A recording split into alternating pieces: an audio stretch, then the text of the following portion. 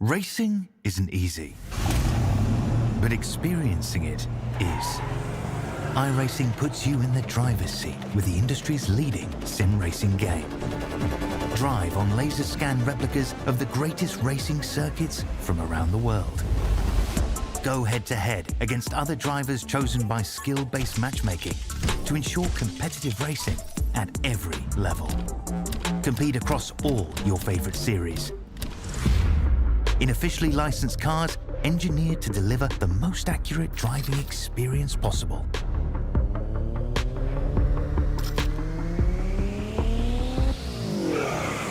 Join a race or host your own with players from across the globe. Race against the computer or in a league with friends. Feel the thrill behind the wheel. Visit iRacing.com.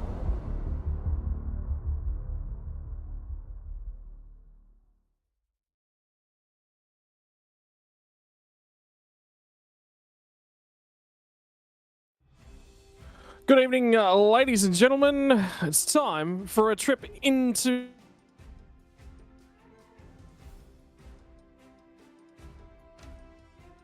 Hello.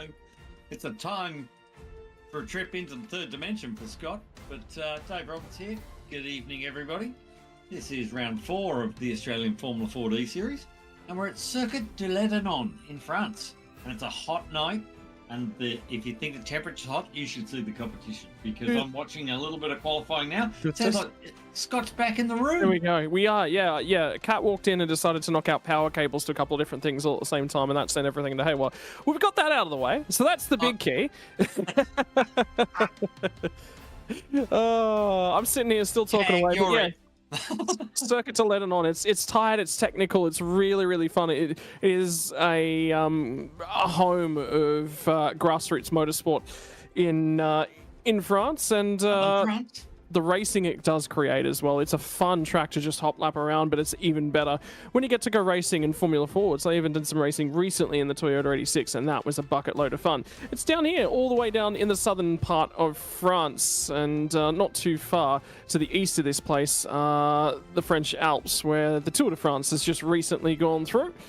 But we're going to be taking our own little tour of this tiny little place. This is what it looks like, the Circuit de Ledenon, and the overhead map gives you no understanding of exactly the elevation change that goes around here. Down at turn number 9 at Le Cavalier, you can actually use the banking on the left-hand side of the road. There's a little bit of a gutter there that you can use to bank the car in, carry a little bit more speed. It is tight, it is technical, and triple gauche stands for triple left in the French language, by the way. Dave Roberts, that is turn 1, 2, and 3. That is something that is very difficult to master. It is. It's a beautiful little circuit. There's so much technical to it. I'm riding on board with Ben Roberts in qualifying right now, and he's currently sitting fit because he's messed up a couple of laps, spun twice. I don't know where he's going to go over the line, and he's got the third, but we've got a new boy on the front row sitting on pole position. We've got Kane Ryder. What an awesome job for a debut. Yeah, and with a couple minutes left in terms of qualifying session, I'd say the bulk of the laps are now in, and that might just stick. In terms of the championship standings, though, for Ben Roberts, he sits atop the pile by over 1 round worth of points at this point in time. 75 points to his name, has got an unblemished record thus far. Could tonight be the first time that we do see some cracks from Ben Roberts? I think he's excited for the racing action that's going to carry. Ian Zhu drove his way through the field, didn't get a good start last week, managed to still put enough points in the bank to hang on to second by a comfy margin. Back to teammate Tyson Hanmer out of the Vermilion Motorsports outfit. Brent McBurney had a really strong race last time out, now sits 1 point further adrift from that podium, and Gustavo Cirillo drove through the field from the tail end. That was a phenomenal drive in the back end of the field last week. You'll see more of that again there tonight. Mitchell Albert, Aidan Schweikert, Daniel McCrowan, Steve Cordes, and Nathan Verney round out your top 10 in terms of the championship standings. And the big thing with the points is have a look at how close the points are, everywhere from third all the way down to even 10th. 12 points covers 7 drivers. Yeah, and I'm just looking, Brett Burney actually stole that pole. Yeah, so lap times are still coming through at the back end of the session. There still is a minute left on the session as it currently stands as well. Right, so we are not too far away from getting out there and getting amongst it. But for your Formula Ford Sport category, it's going to be a 30-minute race, which is on a fixed setup, meaning all drivers will be entering and competing on the same in-game hardware. It's the outside of the game stuff, the physical layout of their sim rigs always creates a little bit of differential. Pre-qualifying times allow you to qualify your way into the 30-car field for tonight. And qualifying last night, was there any surprises? I heard you talking before the show as well that there was a bunch of new drivers trying to get their way into the field for tonight as well. Yeah, we've got a couple of new ones. We've got Kane and Vaughan Ryder, two brothers, and they're in a most beautiful Sunoco oil livery on their two cars. Looks fantastic. And Kane has put it on P2, and his brother Vaughan is currently on P5. So that's a pretty good debut, isn't it? Well, speaking of the qualifying results, this is how they stand with 2 seconds left in the session. They are now locked in. Brett McBurney set himself a 126.100 on his way to pole position. He has it by just over a tenth of a second. Back to the debutant, Kane Ryder is going to be starting off along his outside. Ben Roberts, for the first time this season, doesn't start on row number 1. He will start as the first car on row number 2, off alongside of Steve Cordes to his outside. Vaughan Ryder, the second of the newbies, is going to be on row number 3, less than half a second off the pace. And we know about brothers and the way they go about things. Don't expect him to be that far off for very, very long. He'll be in the hunt. Sets a near identical lap time. This one come down to 10,000th of a second for the positions on row number 3. Ian Zhu sits second in the championship, starts off of row number 4. He's always had a little bit of a problem with qualifying, seems to move his way through the race. Gustavo Cirillo, Mitchell Alberts will be off of alongside of him. Gustavo Cirillo cut his way through the field, qualifying a lot better this time out inside your top 10 and moving his way forward, alongside of Aiden Schweikert to round out your 10. Daniel Boswell and Matthew Bakir off of the 6th row of the grid. We'll move it back to Nathan Favero and Michael Cullen. Adrian Gretsch, I can tell you some stories about Adrian Gretsch and running out of fuel, if they'll allow me to, if we've got time, off alongside of Chris Barnes, and then Ross Hansen and Scott Harvey on row number 9, Mark Bowman and Lockie Taylor, row number 10. Row number 11 is going to be Ronald Long off alongside of David Riviere. Row number 12 is going to be Stephen Casitas off alongside of Josh McQuaid. 13 will be Dean Williams off alongside of Martin Lipsky, and the final driver on the grid is going to be Michael Gillespie, giving us 27 Formula Fords in attendance here tonight. We are less than 30 seconds away. Cold tyres, lap 1, turn 1. That is going to be a tricky layout as we run through Triple Ghost, that 1-2-3 combination, Dave. I think the whole lap's going to be tricky on cold tyres. There's really nowhere here that is you can relax. The whole place is just full on, full concentration. Very, very tough track, and we've got very high temperature tonight. See there, it's 36 degrees track temperature, pretty high, 27 degrees ambient, and there's a bit of 14 km/h winds. So there's a bit of breeze around as well. Just throw everything out there. Revs start to rise. Green flag for the sport drivers as the open entry class gets their way off. Somebody off of that third row didn't get a great launch, and everyone's starting to squabble for space. But Kane Ryder trying to fire his way. Did get to the inside of Brett McBurney. They're 3 wide on the front row, trying to get through turn number 2. No, you don't. Oh, no, you don't indeed. Ryder's around in the middle of the track. They'll be dodging him. I've got no idea how he's managed to save that one. And they've all managed to dodge him as well. Beautiful job pointing it back around the right way, right in the middle of traffic. He didn't really have any choice in it. He didn't let off the brake, he just controlled the spin. It was a beautiful piece of driving, and a beautiful piece of driving from everybody else to avoid it. A little bit of tonnage there. So that looks like Matthew here with a wheel hanging off that. Sitting on the racing line, could very well be a safety car straight up tonight. Yeah, that could just calm them down. So if you're looking for a little bit of aggression, I think you've certainly found it. Cold tyres, lap number 1, and 27 Formula Fords. Oh, another one round there. Another one round there. Indeed there is. As they come around the La Cavalier on the outside, Gustavo Cirillo, we were just talking about how he drove through the field last week. He's going to have to do it again this week, isn't he, now? Yeah, he is. So, yes, we do have a safety car. Everyone slowed down. And that was a brilliant start from Brett McBurney. He's made a really cracker start off pole.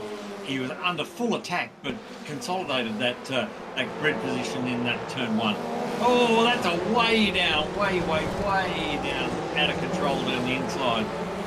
Completely missed the brakes and took out the 2 Valvoline teammates. That's very disappointing. Yeah, so I think you'll see a bit of a probably a bit of a penalty coming forward there somewhere. I guess. Yeah, absolutely. I guess. Nathan Favero. I was trying to pick up the car that was involved in it. Yeah, it was Nathan Favero. Just missed his braking mark on the run down in there on lap number 1, unfortunately for him. And that is going to send him to the tail end of the field. Bakir and Favero both into the pit lane. Adrian Gretsch has managed to get that car rolling again by the look of things. I don't understand how, but I thought it was him that was around. No, sorry, my apologies. It was Bakir that we were watching for, who was not driving in the right direction. So he's the trigger of the first safety car of the evening. We're going to get an onboard look at Aiden Schweikert as he run down through here on lap number 1. Did tag the rear end of the 19 car. That's a pity. Aiden's one of our young stars. I think he's 9, 10 years old, somewhere there. One of a real young karting stars who's out here with all the boys and doing a brilliant job. And yeah, great to see. That's what this whole series is about, is to try and bring on some of the young guys and the karters and people who've wanted to go racing for years. They get a chance to do this here online with the Formula Ford. And we really do hope that some of these people might just get their butt in a real car, because they're a lot of fun. They're even more fun than online. But it's a very simple car to own. You know, if you have an accident, it's pretty simple to repair. The engines aren't overly expensive. They're pretty cost-effective, the most cost-effective way to go racing. And interestingly, 2018 Australian Formula Ford champion this weekend got his first start in IndyCar, being I've forgotten his name completely. Yeah, Hunter McElroy. So Hunter McElroy got his start in IndyCar. We've got Eddie Beswick, who normally runs here with us, and Eddie ran SF2000 at Toronto on the weekend. He didn't have a great weekend, but he did 3 or 4 races. Great international racing experience over there. So you can see where Formula 4 is really leading its way. Still, even today, leads its way to international motorsport careers. And it's great to see. Even national level motorsport careers. Everyone that's in V8 supercars today has got to have a start in Formula Ford. I'm sure somewhere on their resume. It's the pathway to success, and the pathway to success for Brett McBurney at the front of this field. He's now gone at the front end of the field, and they're all going to try and get out there and follow him. As Schweikert did actually get a good jump, and now he's going to try and pull alongside and try and get an overtake done when they get down to turn number 1. But it was a very, very late getaway. He backed him up, did Brett McBurney, and that means that he is leading us through the first combination of corners. And he is challenging quite well. Steve Cordes is doing a phenomenal job going with them, and as is Daniel McCrowan. How good was his run last week at Sandown? And Scott, he's racing on a desk and an office chair, can I tell you? So, I hope you got some stuff under the Daniel wheel. McCrowan, really. Mate, do you have to rub it in how bad I am? Because you are out there leading a friggin' race on an office chair on a desk with it looked like a 386 SX computer, about a 10-inch screen. I mean, I'm not even sure it was colour. Right. Just phenomenal. Can't fake talent. That's just it. If you've got some talent, give this thing a go, boys. And he's trying to settle down into that 4th place as well. This is the technical part, and there was a lot of guys saying that they hadn't run a lot of laps at this place prior to this week, and that they'd have to teach themselves the track. Updates for a few different drivers coming through as well. Kane Ryder's picked himself up a 5-second time penalty for overtaking under the safety car period. I assume those incidents on the first lap under review as well. But they've finished that first lap after the restart. Brett McBurney's starting to become under a little bit of threat from Ben Roberts. But it's still tight and technical up in the front. And then just watch this run down through the first 3 corners. And there's a 3rd apex coming here. It's just constant turning the entire time around. You've got to drift out in the right part of the corner to carry the momentum. If you don't, that's where you end up. And Vaughan Ryder's gone the wrong way round and dropping through the field. And might have pace. He's having a tough debut. He's got the pace, but he's got to keep it under control and just settle into the rhythm. And on debut, he's done a great job so far. I'm not going to pick him at all, and he will only get better from here. He will learn how the races work. He'll learn that you don't have to be flat out on lap 1. It'll come to him, and the hardest thing is to find the pace. It's easy to find the rhythm once you've got the pace. update on Matthew Bakir after the fast repairs got himself back out there and on the lead lap. And Nathan Favero has received himself a drive-through penalty that triggered the incident that led to our first safety car of the night. So that one has now been checked off the list in terms of race control getting through what they need to. And I tell you what, Kane Ryder back in 12th position is trying to cut his way through the pack, as is Vaughan, who's the next car's in behind him as well. They are firing it in there down to the final couple corners on the lap. I'm really loving these liveries too. Kane Ryder's car looks fantastic. In there behind him is, I think that's Michael Bowman, is it? With Mark Bowman, yep. Oh, look, around the outside. Ben Roberts trying round the outside in the big triple aplex.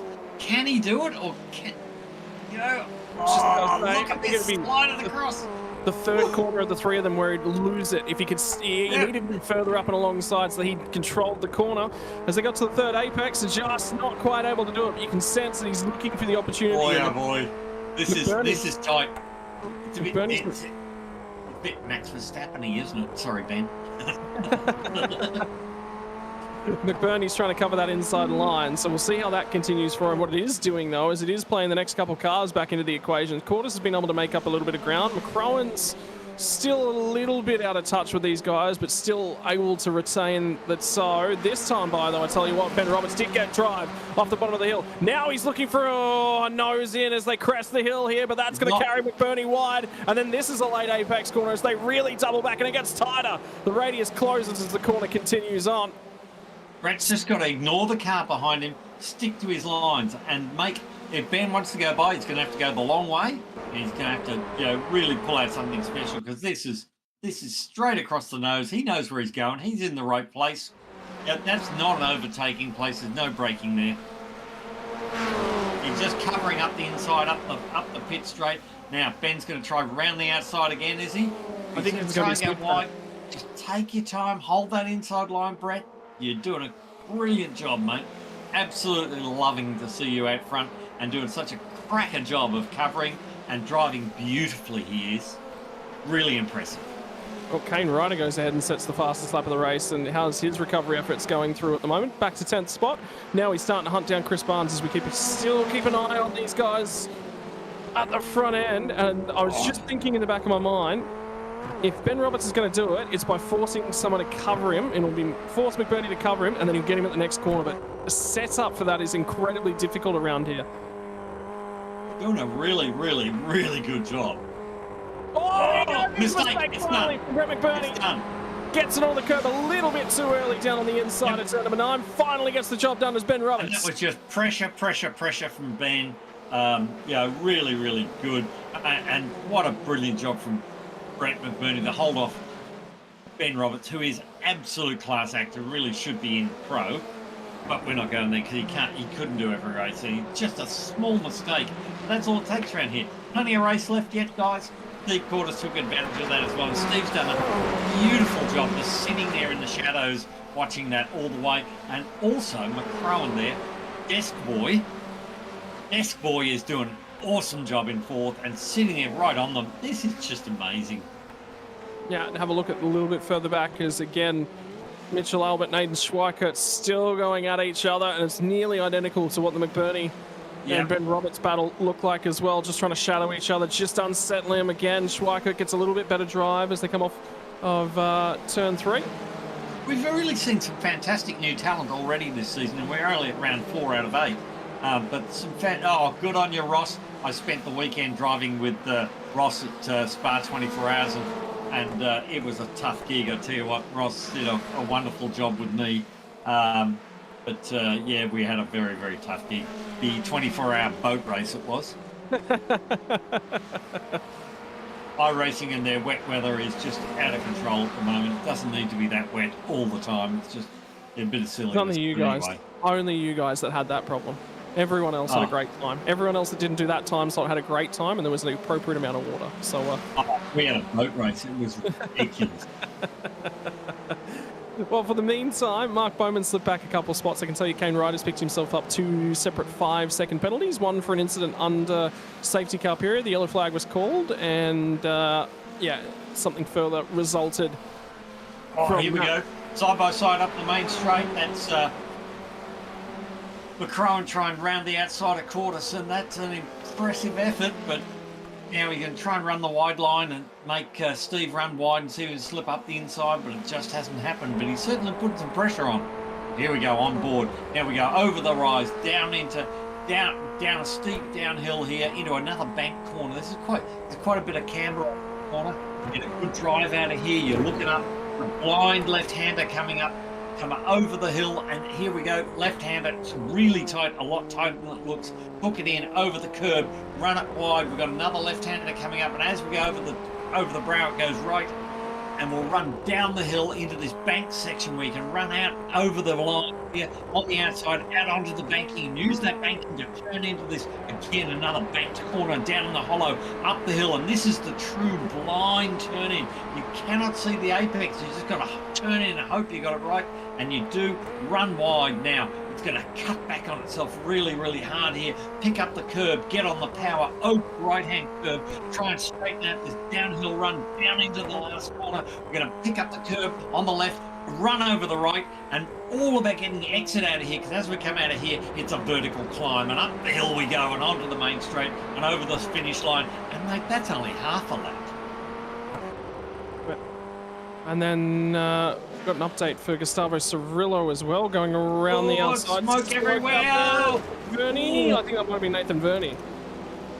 Chris Barnes it was actually, we're hearing, that was parked up there, and I think for Gustavo Cirillo that's bent something as well, struggling to get it out of the sand trap. Looks like a toe coming to me. Yeah, he's parked up at the moment, so...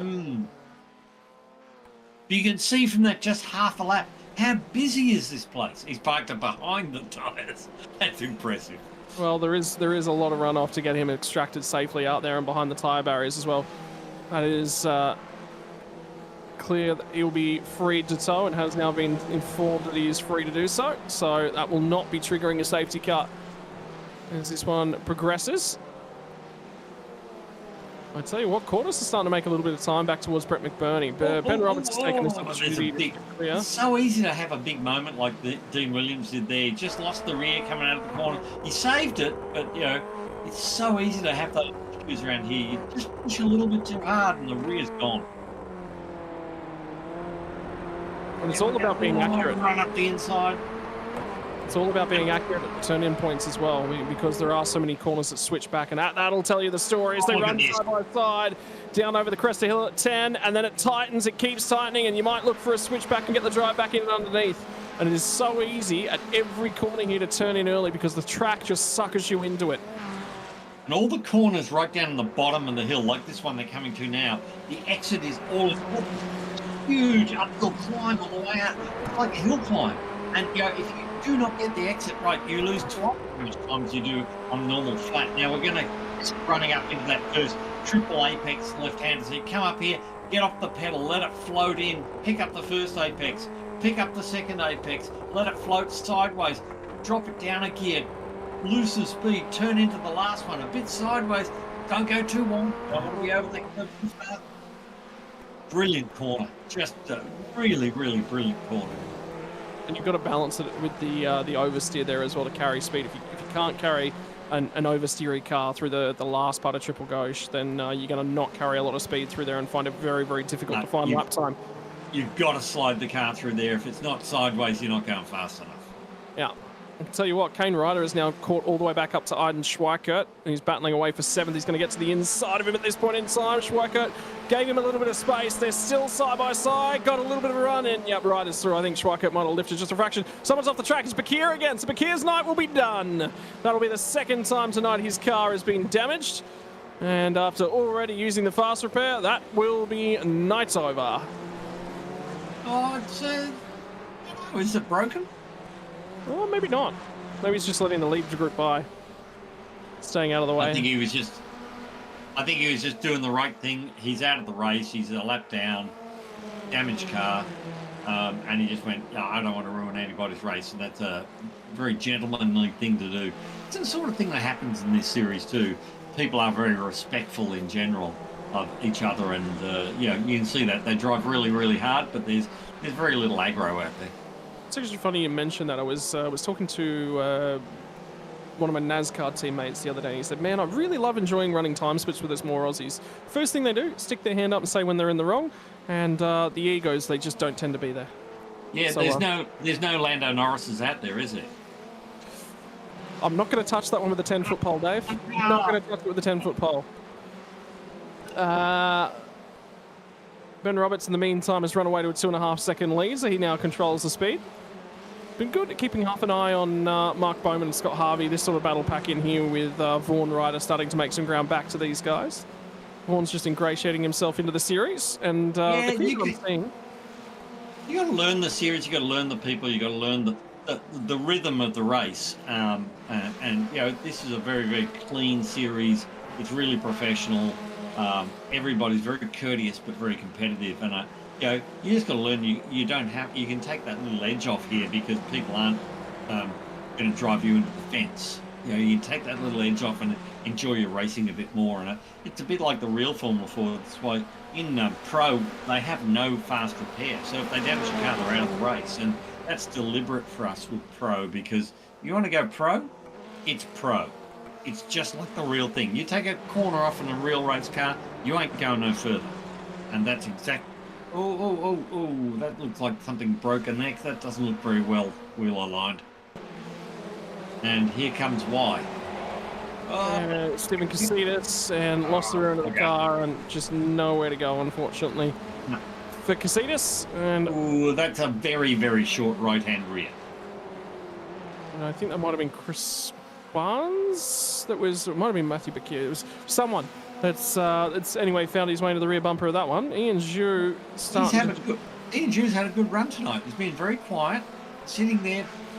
This is where I talk about being patient and the race come to him. Now he's putting a little bit of pressure on. He's done a good job tonight, sitting there in fifth. He'll keep the head down and continue to do what he can. I mean, he's maintaining with Daniel McCrowan as well. He's dropped Mitchell Albert in behind, so he's got, you know, freedom to have a little bit of a crack here. And you blink, by the way, and you'll miss it because we're already past the halfway mark. 11 minutes now on the clock for the remainder of the sport split. I reckon all these boys have got a bit of a sweat up because there is no relax time out there, is there, Scott?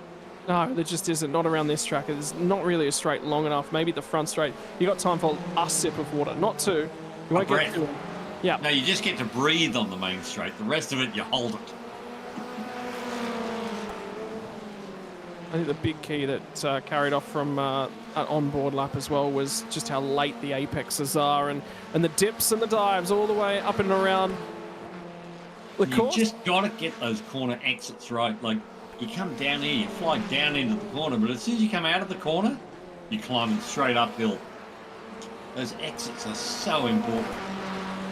Yeah, 1K difference at the apex really matters when you're climbing up and out, up into a hilly section as well. And you can still see everyone's starting to squirm around all over the road as the fuel comes out of the cars as well. A little bit less weight behind the driver. I was saying that this reminded me a little bit of a motocross track with bitumen on it, because it's up and downhill, and it just reminds me of motocross. Oh, someone around the back there. That's Aidan Schwack. Oh no, Schwacker was having a great night until that's finally happened, unfortunately for him. In the meantime, Kane Ryder's going to pull out of the draft and pop down to the inside of Mitchell Albert, and Albert just decides, I'm not going to fire that one. He's pulled me in from a long, long way back, and Kane Ryder's managed to grab that one, and now he's going to go off in pursuit of Ian Zhu and Daniel McCrowan up ahead as well. So still a podium in the offering if he can maintain this pace for the remainder of the race, but it's going to have to be this pace. You cannot afford to make a mistake. No, and is that Vaughan Ryder? Who's got the white wheels? I'm guessing that's Vaughan.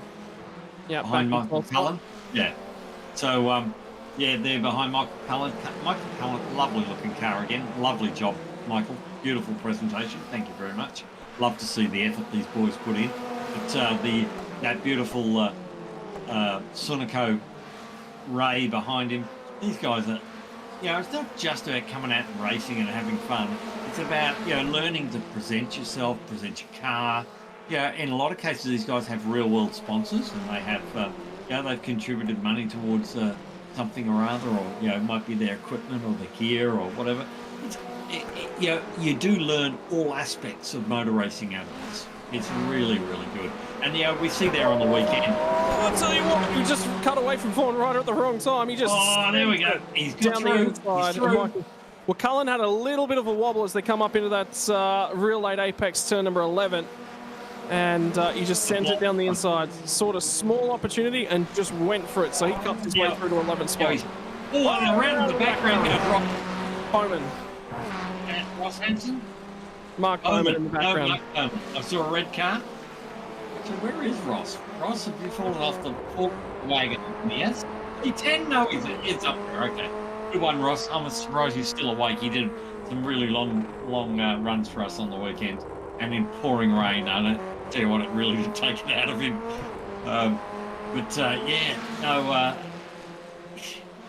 These guys are doing a brilliant job. I thought we would have seen a lot more out of control and a lot more spins than we're seeing. They've really, there's a bit of sideways, just overdone it a bit. Opportunity knocks.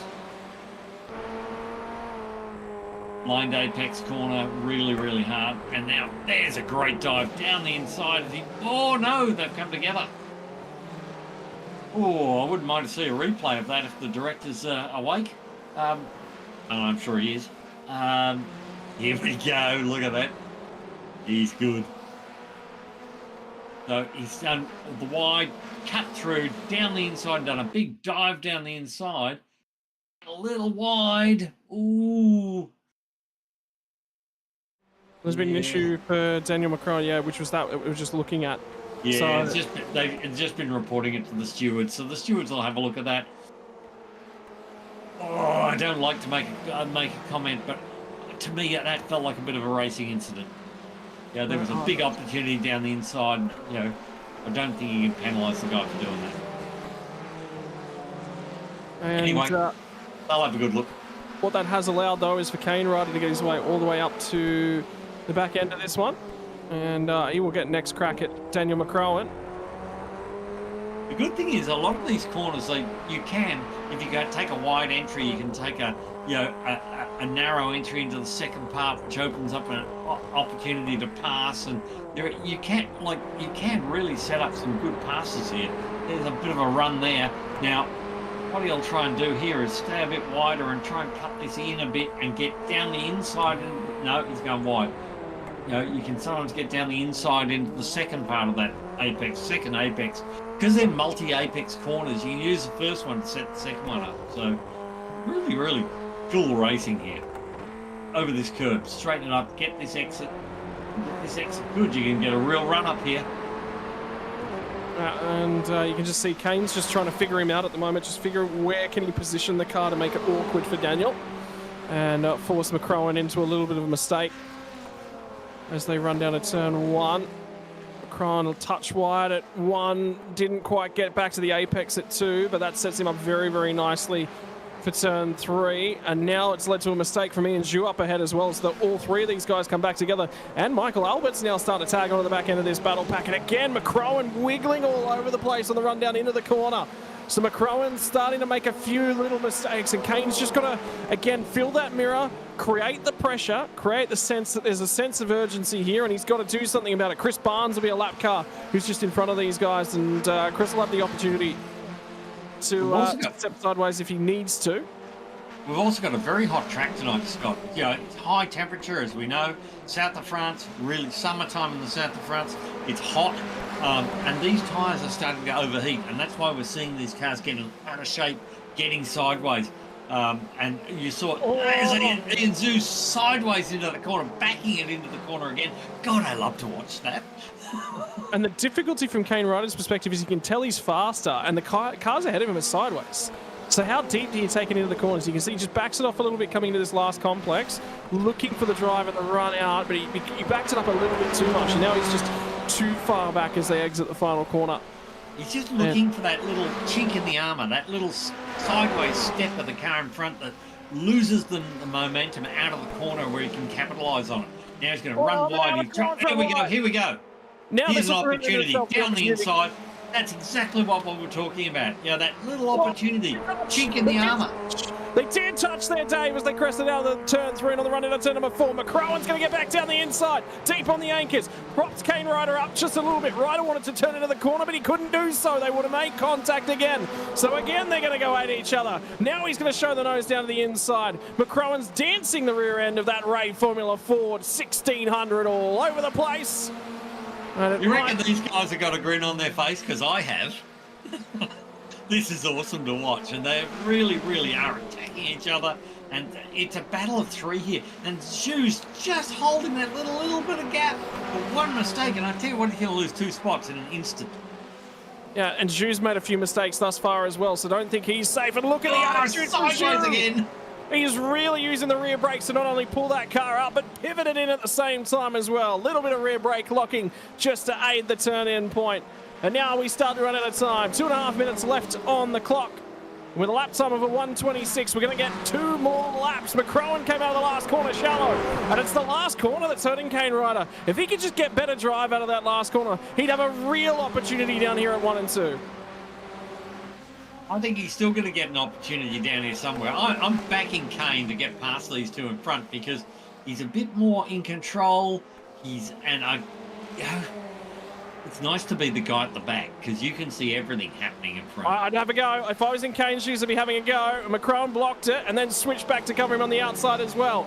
So now I'd be starting to get a little bit fed up with this from Kane Ryder's perspective, which you would understand at this point in time. It's not the battle for a podium, it's the battle for 4th spot. And they are throwing everything at each other. McCrowan was deep in there. Oh, wiggle from Zhu on the way out. 3.15 kilometers the length of the circuit. We're down to about 4.5 left to go in this motor race, and now back once again. Dizzy Wide-Shoe was a touch right. There's a car in the grass. It's Gillespie. It's a lap car, so he'll stay right out of it. Kane might have a go here. He's close enough. He's thinking about it. McCrowan's going to have to come up. He's going to wiggle over the curb. Now there's an opportunity for Ryder to get out the outside. Now he'll look for the switchback. McCrowan's going to be slow on the run out of here. Didn't carry the momentum. Now he's offline, but you can't pass. Trying to get to the outside, trying to get to the inside of the final corner is a recipe for disaster. He has pressure. Get the run. Flag is going to come out in the air. 3.15 kilometers. The run up the hill. Formula Ford Sport will make way for Formula Ford Pro in a few moments, but this race has not yet cast the final die. And finally, Ryder's going to get to the outside of the run down to turn number 1. He'll bail a little bit out of that. McCrowan's deep, though, as he gets down to 2. Can he make the switch back? He can't. He's too far back. Kane's just being a little bit too patient, a little bit too reserved. McCrowan covered him last lap. Now he's got the run. Now he will get to the inside as they get to turn 5. Does get far enough up there. Can McCrowan carry the momentum? He can. Great offense, great defense, great racecraft all round. That is fabulous. There, McCrowan got round the outside, but he had the mid-corner with the wider line. He had more momentum and was able to hold that off up the hill. Now we got one more, probably one, maybe 2 more opportunities here. And I tell you what, they're going to try everything. They're going to throw everything at this. I think Zhu's safe at the moment. He's just got to keep that car straight, which we haven't seen much of so far. They're close. They're really close. And Kane's just thinking about it. You just think about having a crack down the inside. The problem, though, he's wide on the run into 10, and that's going to rob him of an opportunity down to 11. So no opportunity. That's how they're going to finish it out. But you just felt... Well, there's a corner to go yet. I wouldn't be jumping to any conclusions yet. And Ben Roberts will take another win, making it 4 from 4 in the season and a perfect record to this point. And McCrowan did drift the car out of the last corner. They're running out of time. They're running out of space. Brilliant. And it's done. Absolutely. Oh, look out, look out, look out. There's nothing in it. They get to the line. There will be nothing in it. It will be McCrowan from Kane Ryder in 5th and 6th. And the margin in that one was 12 thousandths of a second. Wow. I saw him take the wide line into that last corner. He really got a good run up the hill. And, yeah, boy, oh boy, what a fantastic effort. I'm going to put a yell out to my mate Ross Hanson, who I did the spa with on the weekend. Fantastic job, Ross. You got it in the top 10. That's brilliant, because he hadn't even driven here until yesterday afternoon. He hadn't even seen the place. Brilliant run deeper down outside the top 10 as well. Mark Bowen from Lachlan Taylor from McQuaid. And the other thing to remember as well, out of the other side of that one from Kane Ryder, is that he actually had 10 seconds worth of post-race penalties hanging over his head. So I'm glad they didn't come a cropper fighting for that one, because it was educational in the end. Yeah, and I've got to say, fabulous drive. Brett McBurney, fabulous drive. Sat there in second, held off Ben Roberts for a long time. Ben's a real class act. To come second to him is absolutely, you know, you're not the first loser. That you're certainly not. Steve Cordes, beautiful job, third place. Those guys drove really, really controlled, beautiful races and did a great job. So Ben Roberts will take win number 4 from Brett McBurney, who led a lot of the early running until, unfortunately, mistake. Steve Cordes will come home in 3rd position and pick up a nice little result for himself in a podium. Ian Zhu will get home ahead of Daniel McCrowan. From Kane Ryder, Mitchell Albert, Daniel Boswell. Schweikert with that spin drops himself down to 9th spot. Ross Hansen gets home inside the top 10. Well done, Ross. Throw it over to Vaughan Ryder on his debut, just outside the top 10, home in 11th. Scott Harvey from Michael Cullen. Ronald Long had a reasonable night at the office, home in 14th. Dean Williams in 15th. Mark Bowman from Lachlan Taylor. Josh McQuaid. Adrian Gretsch does get home on the lead lap, as does Nathan Favero after serving the drive-through penalty for the incident that did take a few of the cars out of the running. And then finally we'll throw it over leaf to 21st on back, which will be Martin Lipsky and David Riviere, were the last 2 cars on the lead lap. Chris Barnes, Michael Gillespie, Matthew Bakir was caught in that incident, all off the lead lap. 2 laps down for Stephen Casitas, and Gustavo Cirillo records a DNF, which he'll be unhappy with, you would say. You'd think he'd be unhappy. I'd be unhappy. Well, that was can I just say, that was FFA Sport. We've got Pro to go yet, Scott. Yeah, and Ben Roberts now takes a 43-point lead in the championship, because that's just how consistent and successful he's been on the season thus far. In behind him, though, Ian Zhu had a quiet night at the office, and unfortunately for Tyson Hanmo, who wasn't in attendance here tonight, drops out of 3rd position. Brett McBurney will step up to the plate with another 2nd place finish. He is starting to really accrue some points. Look out, Ian Zhu, you're going to have to finish on the podium from here on out. Steve Cordes, with that result as well, moves himself into 4th spot, 1 point over Mitchell Albert. Daniel McCrowan grabs a whole bunch of spots as well to move himself up to 6th. Schweikert, there was a couple spots that he lost, unfortunately, from that spin, which did drop him in terms of championship standings. Could have been ahead of Tyson Hanma, could have been ahead of McCrowan, even if he did pick up those extra points. Gustavo Cirillo, after the DNF as well, still inside your top 10, and Ross Hansen makes it into the top 10 as well. Righto, we'll get a few moments here to just quickly chat to the podium from our sport race, and we've got Steve Cordes from the bottom step of the podium. We'll have a quick chat to Steve Cordes first, mate. That looked like a whole boatload of fun. You were watching Ben Roberts, McBurney, and just the entire cast and crew go at it ahead of you. It was just about maintaining consistent lines. It looked like the rear of that car really got a little bit sideways the longer that race went on. Thanks, mate. Yeah, good fun. First couple of laps were pretty exciting, and then once Brett sort of started to pull away from me, I didn't really have much to do, so I just sort of tried to maintain that podium spot and bring it home. Mate, in terms of this track, it's a tough technical little place as well. Half an hour around that. At least there was a little bit of a safety car just to reset, take a little bit of a breather. How's the heart rate at the moment? Yeah, heart rate's all right, but I'm definitely exhausted. I was sort of hoping for a safety car mid-race just to get a bit of a break. So, I'm pretty knackered. Mate, in terms of things, the series thus far has been quite challenging, just working your way in, and Formula Fords tend to create great racing. Thoughts on the season thus far, and how are you feeling going into next week as well? Yeah, well, I've never raced at the track next week, so I'll have to get a bit of practice in there. But yeah, the series so far has just been so well run. Like, love doing it every week, and the track selection has been great as well, so it's great. Mate, not only have you not raced at the track next week, it's brand new to the service as well. That sort of throws another cut amongst the pigeons. There's not really a whole bunch of data to look at and to work with. It's going to take some practice before next week as well. Yep, looking forward to it. Mate, congratulations here on the 3rd place tonight. Who would you like to thank? Bit of a shout out to SimRigs for helping me out with the gear that I'm using. And my wife this week, she's managed to redesign the car, and obviously putting up with me jumping on here for a few hours a week for sim racing. So, yeah, really good fun. Mate, congratulations on the third place finish here tonight, and thanks for joining us for the chat, Steve. Thanks again, guys. Yes. We'll take 2 steps further forward in terms of the podium standings, and we'll chat to tonight's race winner. Benny Roberts, you said last week you'd never really turned all that many laps at this place. I guess some practice was in the books. Yeah, really not as much as I would like, but I got plenty done in the pre-qual session. It took a little bit to get used to this track, but sort of once I sort of found it, it actually got really fun.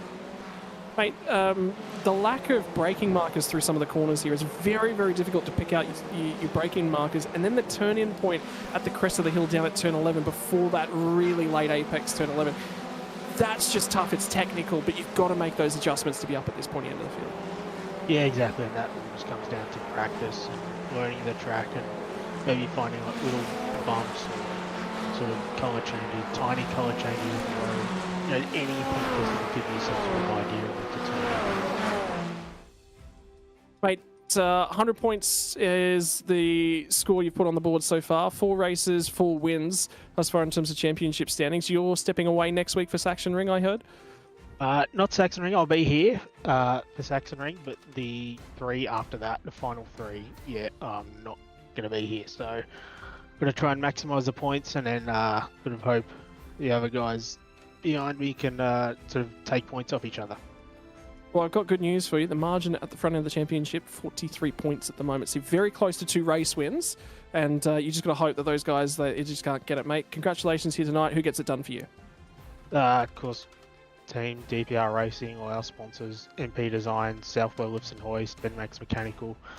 And of course, big shout out to you guys for broadcasting this and FRG for making this run as smoothly as it does. Mate, congratulations on another race win, and we'll see you next week for Saxon Ring. Thanks all, boys. Yes. Righto, we are going to take a jump on over into the pro standings. They have only run the 3 rounds thus far. Tonight's 4th round, also from the circuit de Ledenon. Damon Woods has had the exact same scorecard to this point as Ben Roberts has had. It's been 3 races, 3 wins for him. Last week was challenged to every stretch of the road. Kobe Williams and William Lowing really challenged that front group, and it was exciting racing right the way through. Dylan Burst was in and amongst the battling as well as it went on. Andrew Gilliam was away last week, might return here tonight for a little bit more racing action. Caleb Hyde sits 6th in terms of champion. Matthew Hansford Taylor, reasonable night at the office. Hayden Veld's been doing reasonably well as well from Jordan Mazzarelli, and Chase Saxhill, the youngster, sits all the way back down there in 10th spot. It's been interesting to watch this championship develop because whilst, yes, Damon Woods has led the way, it's not been all his own way thus far. No, it hasn't. And unfortunately, Andrew Gilliam hasn't turned up tonight. So I don't know what Andrew's issue is, but he's not in the qualifying field as I see it at the moment. But the guy leading the way is William Lowing's really taking it to them tonight so far. So, yeah, regardless of whether Andrew's here or not, I think Damon Woods certainly has his hands full tonight. I tell you what, you were talking about hot track earlier in the sport field. I can tell you the track temps come up again for the pro field. We are looking at an extremely hot track for these guys. 47 degrees Celsius, and the air temps come up a little bit as well to 29. France in the middle of summer. Yeah. What more can I say? Not all that hot Mediterranean. But the temperatures and the track conditions are based on local weather, and Rue and I look at the local weather and what the average temperature is and what sort of is there at the time. This is south of France, middle of summer. So to be in the 40 degrees is absolutely nothing. It's not unusual, it's what it really is. And that's that's one of the beauties of this whole system that iRacing have, is we can make it that realistic now. You're riding on board at the moment with Caleb Hydes, who's just in behind Kobe Williams, and Damon Woods just up the road from him as well. And Kobe Williams did just set us flying lap, and Caleb Hydes comes through and betters it, puts himself up to P2. Well, it was a 10th of a second margin. Now it's 0.02 of a second underneath that for your Formula Ford Australia Pro qualifying. 6.5 minutes on the board, and that toe has been big again. Damon Woods, though, have a look at the time. He's only 9th as a 3/10 off pole, and he's in 9th. Yeah. Crazy.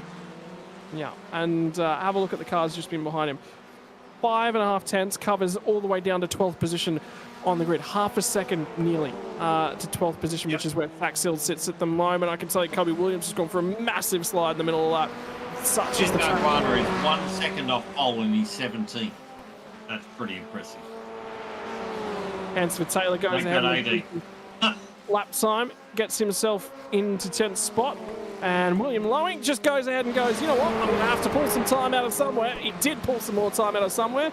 He is now back to 2.5 tenths of a second in pole position. Well, change that because there's a bunch of drivers with lap times. Chris Mitchell.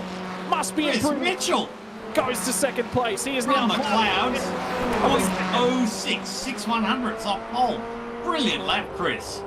Caleb Ryan. Fantastic. In a time on the run down to the line at this point in time, 26.566. I tell you what, he split the margin in between Chris Mitchell and Sam Chapman. It was only 15 thousandths of a second, and somehow he's found himself right in the middle on the second row of the grid as it currently stands. 5 minutes on the clock. Time's starting to run out. Pick your drafting partner, and time to go. If there's anything left in the tank, time to bring it out. Yeah, throwing the cars at this circuit. Every time you cut to a new camera, we've got somebody completely sideways on the entry, on the exit, wherever. It's fabulous to watch. It was a good thing William Lowing did improve on that. This is where you learn the car control.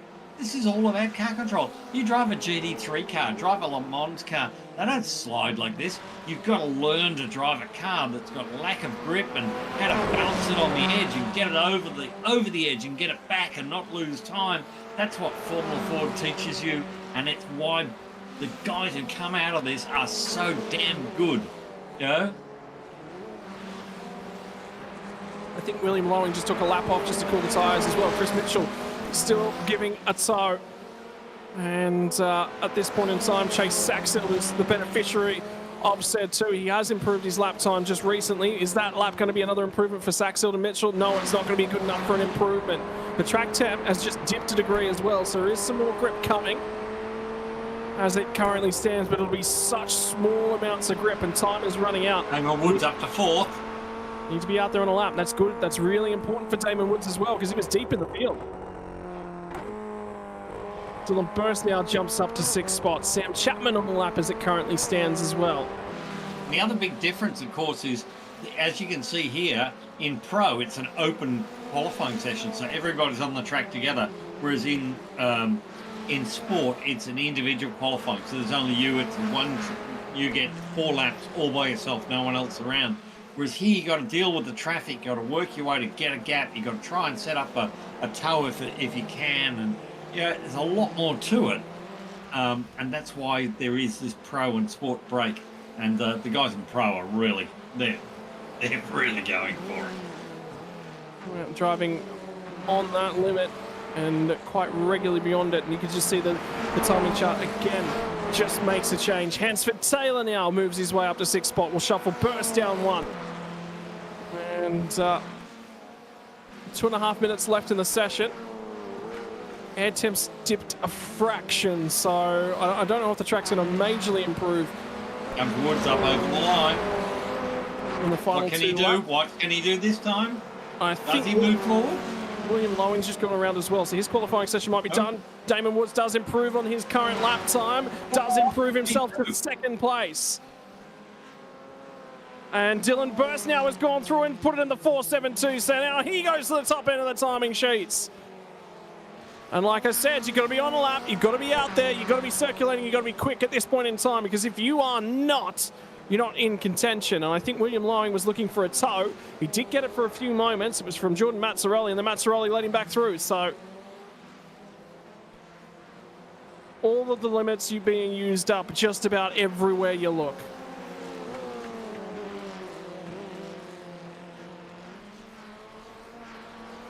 Caleb Hines apparently is on a real cracker here. Chris Scott, he's session best, gone purple in the first sector, so can he put the other 2 together with it? And we're watching here. Now, who's he got in front of him? Kobe Williams in front of him. So Kobe shouldn't hold him up. That should help him out a little bit because he'll probably get a little bit of a tow out of that. Running downhill into the last corner. wide, get that run out of there early on the power, drive it up outside, using all the track and a bit more. Can he do this? Can he do this? Caleb Hyde sitting fifth at the moment. And where's he gone to? Oh, I think he lost at that final sector. I think he did lose at the final sector because he was very, very wide at the last corner. Lost it. I might have picked up an off track at there at the same time.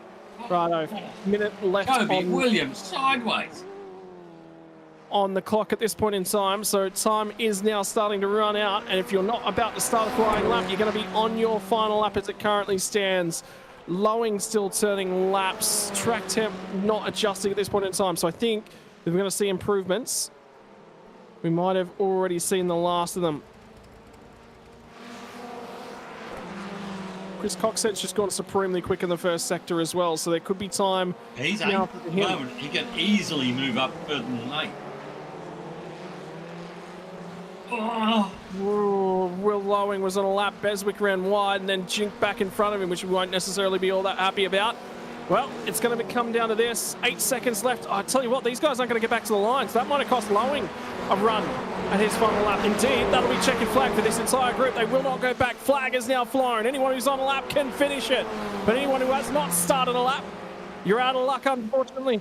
26.3, so William Lowing did improve on that final lap. Well done, Will Lowing. To the top of the timing sheet. Last lap. Brilliant. I can tell you Dylan Burst is around and will not finish his final lap of qualifying. Nobody else seems to be really on Stormer. That is pure class under that much pressure with 1 lap to do it in traffic and to put it together and do it. Fabulous lap. Well done, Will Lowing. Great to see. You just wonder if Beswick wasn't there, would he have improved even more on that and gone supremely to the top end of the timing sheets? Well, he's 1.5 tenths clear at this point of time.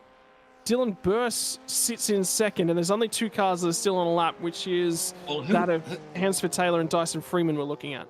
Who would have bet that Damon Woods wouldn't be on the front row? Yeah. And both of these guys have slowed down in the final sector, so their laps will be done as well. And my other man of qualifying, Chris Mitchell. Great job, Chris. The difficulty now is, can you convert? So off the front row of the field, William Lowing takes himself a pole position. Off alongside him is Dylan Burst, and this battle raged right throughout the feature race last week. Will it continue again tonight? Row number 2, Damon Woods, championship leader, has won everything that you can possibly think of. He's going to be starting off of row number 2. Chris Mitchell will be alongside of him. Phenomenal qualifying performance for Chris Mitchell. Caleb Hydes will be on row number 3 off alongside of Sam Chapman, and difficult row to start on because you're just in behind Woods and Mitchell. Matthew Hansford Taylor and Chris Coxett going to be coming off of the row in behind them. Row number 5 is going to be Nico Mendez and Kobe Williams to round out your top 10. Jordan Mazzarelli and Cooper Allen are going to be the first cars outside of E10. Seth Burchardt and Chase Saxhill, the youngster, off row number 7. Caleb Bellack, another young Formula 4 driver from the real world, in 8th, off alongside of Ben Bargwagner to his outside. James Chastanoff will be off of row number 9, off alongside of Sean Doyle and Eddie Beswick. And Alex. Out of number 19, Brody Shepherd will be off alongside of him. James Foster and Caleb Dawson outside U20 on 21st and 22nd. 23rd and 24th is going to be Callum Newton from Dyson Freeman. And final starter here tonight, coming from the rear end of the field, will be Dylan Gray. But you mentioned it. New pole position starter, and William Lowing's been there and thereabouts. Could tonight be his night here, Dave? Oh, who knows? If I've got to put money, I'm going to put it on Damon because he's got the racecraft that just seems to always be able to get himself to the front. But, you know, I'm liking Will Lowing. I think he's really on fire tonight. He's got that bit between his teeth, and it's his time, a bit like Oscar last night. You know, it's time. Yeah, 30 minutes is now going to set the duration for your Formula Ford Pro race. It's going to be a very, very tricky technical affair. You've already seen the sport guys go at it. Now the field condenses just a few more tenths as well. A few more drivers to fill out the field. We've got about 50 seconds before we'll be lights out. Have you got? I mean, obviously it's very, very difficult to go past Damon Woods and William Lowing after that qualifying result. Chris Mitchell, you sit there, you look at him, and you just go, "Oh, I really want this result for him, but I better not talk too much." He knows that commentator's close. I'm not going to make any promises for Chris. I'm just going to cheer for him. I hope he has a great run. Done a great job so far. Good to see. See, commentators can drive. Righto, opportunity will be in the air here tonight. 15 seconds before we get into our starting procedure. Time is going to start to run. The run. back of the grid are actually on the hill there, Scott. If I look back down there, there's so many cars. Yeah, indeed they are. But it's there is actually quite a bit of a hill on the run up to where the lights are actually positioned as well, so it's not even that easy from the front end of the field. Righto, we move into the starting procedure. 30 minutes is going to be the duration from the front end of the field. William Lowing will look to convert this one from a pole position. Can he make it into a start? He moves immediately to the left-hand side of the road. Somebody's still on the grid. An opportunity, and somebody's gone backwards in terms of the grid. And it was out of 8th spot. It was Chris Coxhead who went absolutely nowhere, and he's gone to the rear of the field. Hasn't been collected, so they all survive, making it down to turn 1. Do they all make it through turn number 2? Indeed they do. And now, coming out the other side, William Lowing got very defensive on the run down into turn 1. And for that reason, he does lead us through to turn 5, but he was exceptionally sideways at turn 5. He's had to take to the runoff area to keep that car underneath him. Wants the inside when they get down to 6. And now to the outside, Dylan Burst trying to go the long way round. That's going to present an opportunity for Damon Woods to skip through, and skip through he does. And a beautiful move there by Kobe Williams in the middle of the pack, making up spots, diving down the inside into that turn 4.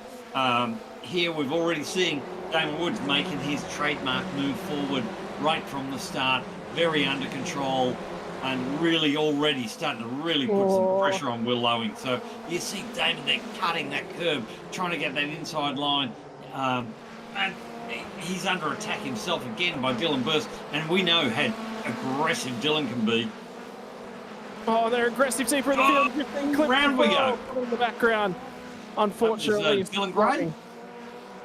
Out of contention, Dylan Gray. And I tell you what, we've had a change to the lead. Damon Woods has already got through to the race lead. He got up the inside of the final corner and got the job done. And now they're weaving all over the straight because they're all looking for a toe. Dylan Burst is going to have a crack down the inside. They will be too wide on the run down to turn number 1. There's just enough room for 2 Formula 4s, but they crawl all over the road. Sideways on the run to 2, sideways on the run to 3. Tyres, pressures still not up to their stable points, and you can see the lack of grip in the way these guys are driving the cars as well. I'm hoping we might get a replay, but obviously Damon Woods got a stupendous drive out of that last corner.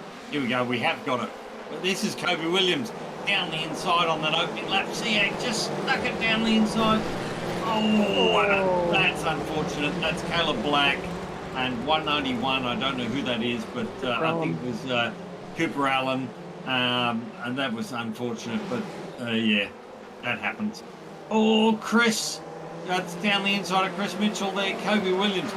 Kobe was on the charge. Not sticking around the right way. Oh, dear. Watch it. He's just forced to sit there and just wait for the field to come by. Because if he moves, that's unfortunate. Kobe was really on the charge, but maybe a little too much on the charge. Something's happened to Chris Coxhead further as well after that start. So I think there might be compact, but him and Kobe Williams. For some reason, he didn't have it in gear, and when the lights went green, he just sat there. This is that last corner. Oh, look at the drive. Oh, and then Will Lowing went a little wide, and Damon Woods just had the superb drive out of the last corner, just drove straight past him to take the lead. And then it was on for everybody old and young, all into the first corner, 3 abreast. Yeah, it's still trying to apply some pressure in the middle of the pack as well. There's been a break. Jordan Mazzaroli is now ahead of the second pack, and there's a big old gap back up to Chris Mitchell. I can tell you Chris Mitchell's looking at having a go at Sam Chapman. In the meantime, just up ahead of them, and Chapman's round. And lost it. Now he's got to sit there and just wait for everyone to come through. Nothing you can do. Back out of it. I'd back out of it too. That was very cool, calm and collected from Sam. Nice bit of driving. Unfortunately, he ended up the wrong way, but controlled the outcome of that and is still in the race. Now, can Chris Mitchell pull that up? He's about 2.2 seconds back. He's just off the back of this lead pack. Come on, Chris. Put it in. Well, you just said something about it. And he did just have a big moment trying a little bit too hard to try and crawl back onto the... And now he's lost a lot of time. Now he is out of the toe to this lead pack. If he can get back to them, he'll be in with a shout. And the benefit is he'll now be able to run his own lap times, which may help him out just a little bit.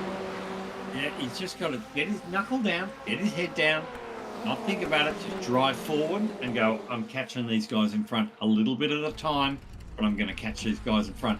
Now, this is on the grid with Coxhead, so listen.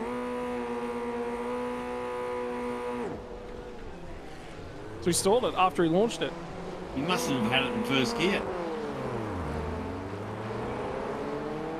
Just don't know what happened there. Being sat there as everyone just swarms around you as well, and there's nothing you can do about it. Just hope to not get hit. Hope to not get hit. Chris Mitchell's not out of this. He's got his head down and he is chasing hard, and he's trying to get his way back on the back of them. And these guys racing hard between each other. We're putting each other offline. Give Chris a little bit of chance to get back there. He's got a good gap over Mazzaroli. He's got 5.5 seconds back to Mazzaroli. So, have a look at James Foster. Really working that car as well. He's putting a lot of attitude into that thing at the moment. Well, there's a lot of energy going on through those rear tyres. I'm loving the stick shift.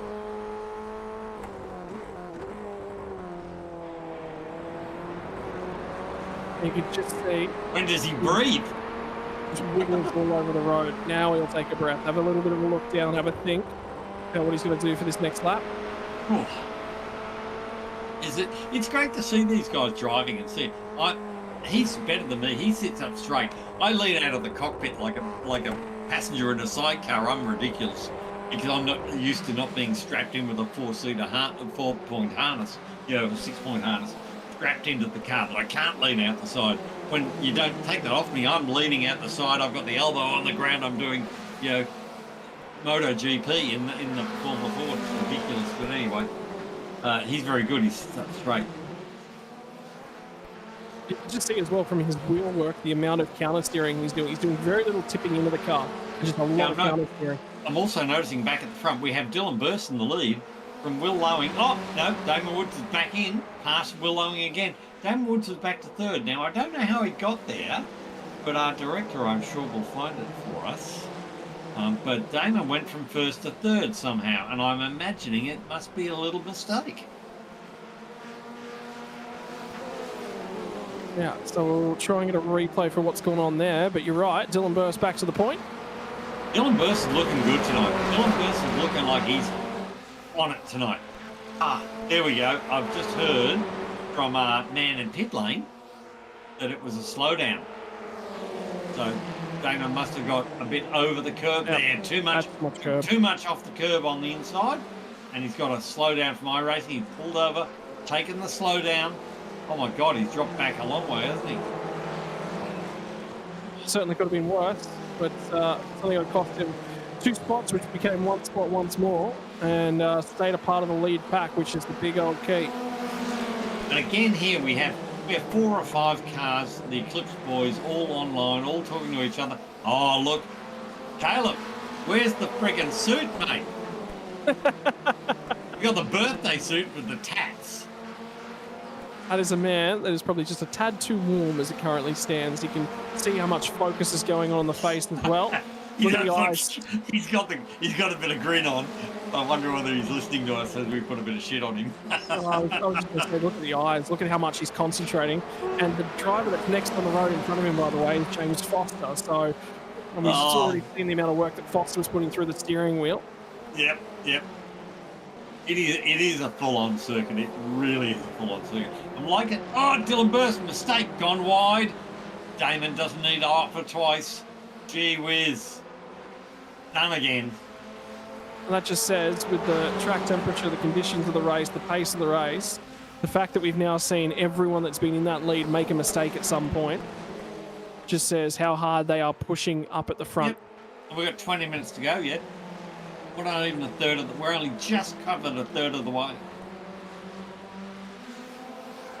And in the real world, the Formula Ford race, the feature races of a Formula Ford round are about 30 minutes in duration, so it's pretty accurate. I just love listening to the engines. They're a really nice buzzy box. They've got a good sound, haven't they? And the real thing does they've got a lovely crisp sound. Just a cracker little engine. These got the 1600 Kent engine, which is my favourite. I prefer it over the thing they've got, the Duratec thing. But anyway, these things are good, crisp little engines. Sound good. They sound a lot better than the Formula 4. There's a huge battle going on at the moment for 7th spot, and Jordan Mazzaroli has had a few licorice traps laid down on this lap alone. Now Seth Burchardt is going to look to switch him back. He's going to try and cover it to the middle of the road. Just outbrakes him. Just turns it back down on in. Now Chase Saxfield's going to be watching these guys and thinking, oh boys, there's an opportunity coming for this one. And down the final corner is just so tight between these three guys. It is full on, isn't it? It is absolute 10-tenths racing, and that's what Formula 4 is all about. And Chase Axel there, he's run here. He's doing really nice. He's going to try round the outside, and he's going to try and cut back in on that last one. Here he goes, down the inside. Oh, there's an opportunity. He's there. He's there. And nicely done, Chase. Closed. That was a very, very mature passing move. Thought about it, knew exactly what he did. Ran wide on the first part so he could tuck back on the inside. Glided up through there. No. Oh, what have we got there? Sam Chapman and Callum Newton. And remember, that's tough for Sam Chapman because he was running up in and around 6th spots. Yeah, earlier on. 6th place he was, right in front of Chris Mitchell. And not no more. So here we go. Here's the tell the story for Sam Chapman. You just see he's just looking for an opportunity. Whoa, look out, that's a touch. Brave. That's very brave. That's not a hole. That's not a 3-wide corner. No, Chase just gave them a lesson on how to do that without running into people. I'll tell you what, Caleb Hyde's just about... who's that round? James Foster. He's gone round. You felt that was coming, though, because the way they were just racing so close and so hard between himself and Caleb Dawson. He just felt it was moments away, and now he's going to reset and find himself once more. Oh, there's somebody off as well.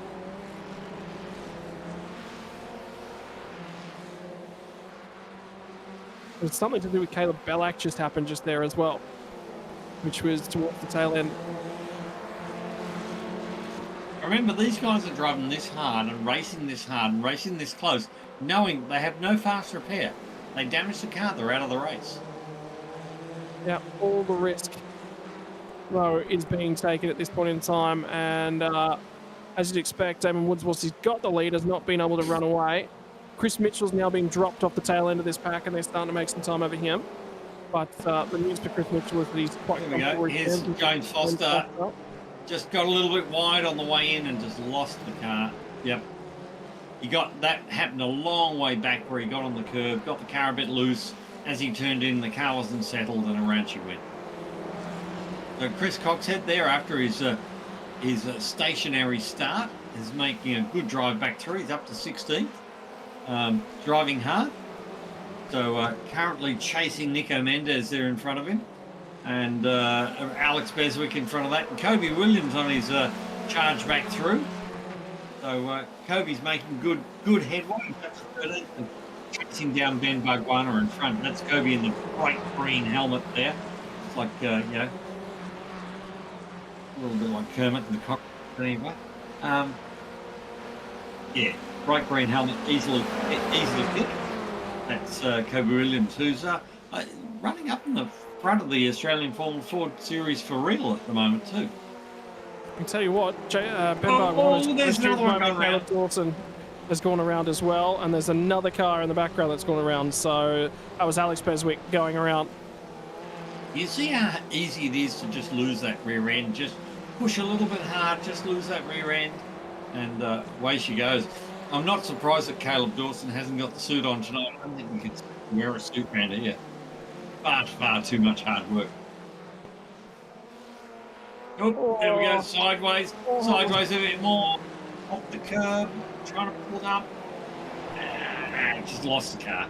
And those couple of slides probably lost a little bit of grip on the rear from overheating the rear, sliding it like that. And then just didn't have it when he turned in the final apex of that, what do you call it? The trio gauche or whatever it is. Triple gauche, yeah. Gauche meaning left in French, of course. So, anyway, Ryan's now just fallen a touch off the back end, and an update on Sam Chapman is the 5-second post-race penalty for him for that incident that we were looking at where he tried to shove the nose in 3 wide, and that's fair enough. There was not an opportunity to get a nose cone in there for 3 wide, so I think that's a fair enough penalty. It's sort of settled down a little bit at the front now. This is Chase Axel there in the back, still trying to charge his way through, and come on, Chase, you can do this. He's really intelligent driver. See him wide there on the entry, trying to get the run on the way out, trying to get the drive out of the corner to be able to make an attack up here on the next one. Hasn't quite done it, but you can see him really thinking about where to put the car to get that drive and get that run on the way out. Doing a really good job. An update from Bruce Saxhill out in the chat as well. I've only just arrived back into Perth from Coffs Harbour. Coffs Harbour, by the way, just to the south of where I grew up. It's actually where I did a lot of my motocross racing as a kid. So I was right next to the karting complex over there. Just back from Coffs Harbour, 4 p.m. today after competing in the Australian Karting Championships. Started 19th in the final to finish 6th. Unfortunately, due to issues in Heat 1, cost him any chance of starting towards the pointy end and challenging for that one. But 19th to 6th in the national karting final, even from... Doesn't matter. I bet he learned lots, and it'll come. Everybody, if you're going to get your day, it'll come. And the other big part about that is when you're coming from the western side of the country, you're going to a track you've never driven before. So to do that and do that at a national level. That's why you've got to look at people like Oscar Piastri, who left Australia when he was 14 or something or other and lived over there. And his mum and dad helped him or whatever, but that's a big I've done it myself. I went to Europe racing, and it's a huge commitment to go to a different country, race with, that's a big dive down the inside, but that's compromised the exit. But to go and do that and live in a foreign country and to have that absolute commitment that one day I am going to be there, and for everyone like Oscar that succeeds, there's thousands that don't, and I'm one of those that didn't. I'm proud to say that I gave it my whole thing was about no regrets. When I got older, I did not want to have any regrets.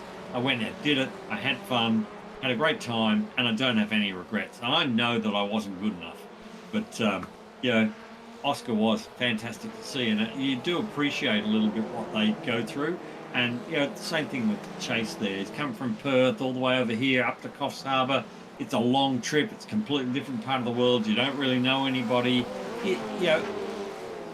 It's the icebreaker. Next thing is off to Europe. Yeah, the sun sets over the eastern side of the water. Sorry, the sun rises over the water instead of setting over. That really throws you off, I bet. I'm loving what I'm seeing with Chase here. I think he's got a great attitude. I'm seeing in his driving some really good smarts behind the wheel. Again there, he's just running it just that little bit wider, so he knows when he comes out here he's a little bit shallower, so if somebody does have a mistake, he's there ready to take opportunity of that. It's really smart the way you put a car on the road, and that's where you read whether somebody knows what they're damn well doing behind a wheel. And I think he's got a really good future ahead of him. I think he's looking really again there, look at him running wide. He can see them running up the inside. They're compromising their exit.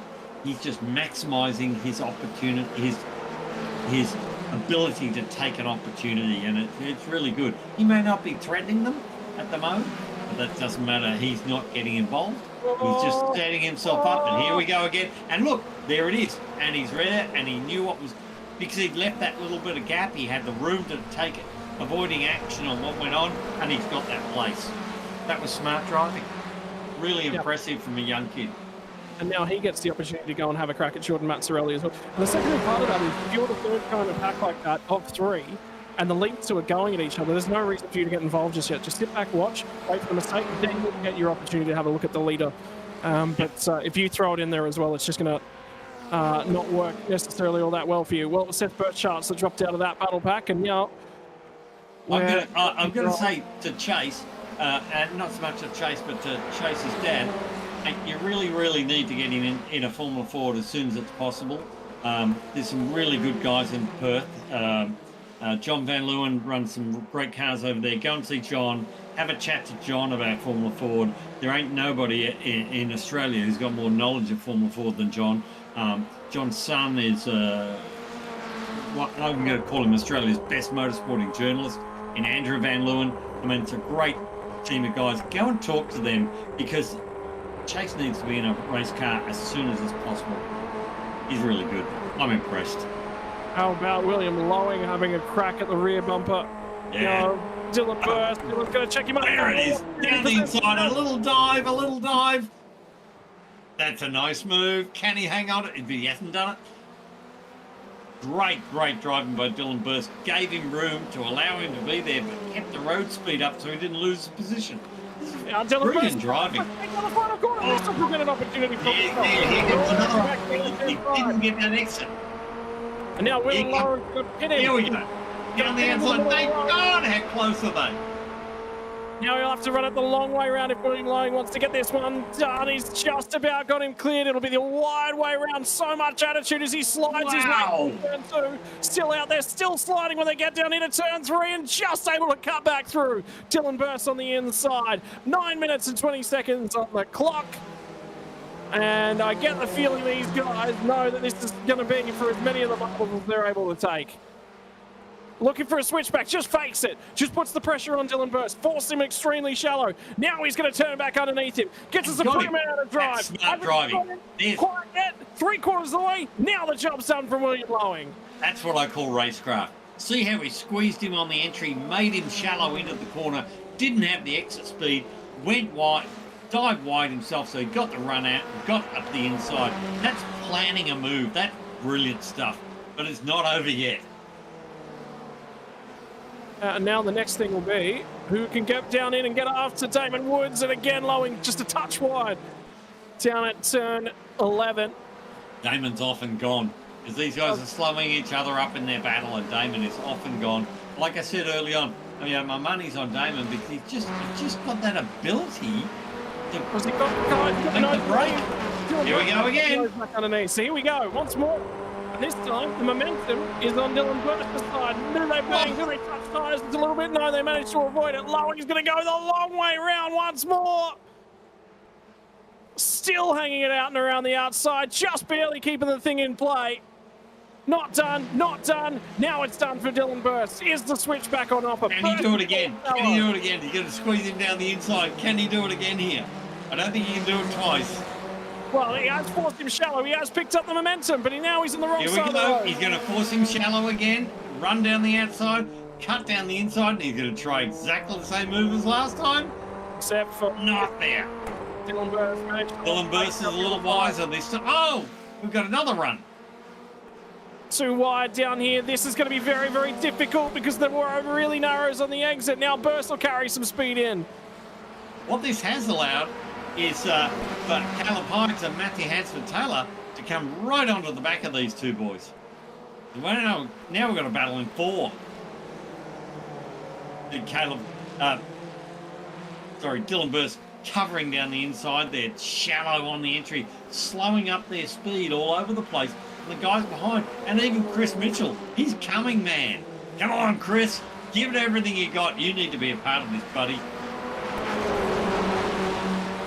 Well, Damon Woods is looking in the rearview mirror and he'll be talking to a few of the guys on Discord and going, oh, this race sounds really, really good. You guys can stay all the way back down there. Again, Lowing forces him extremely narrow at turn 1. Gets a huge run at turn 2. They do make contact just about at the apex at 2.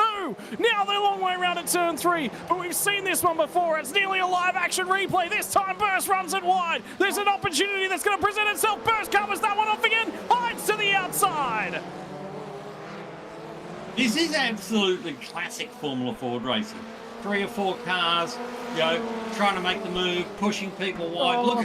Look at how wide there that Caleb Hydes is trying to make that move down the inside.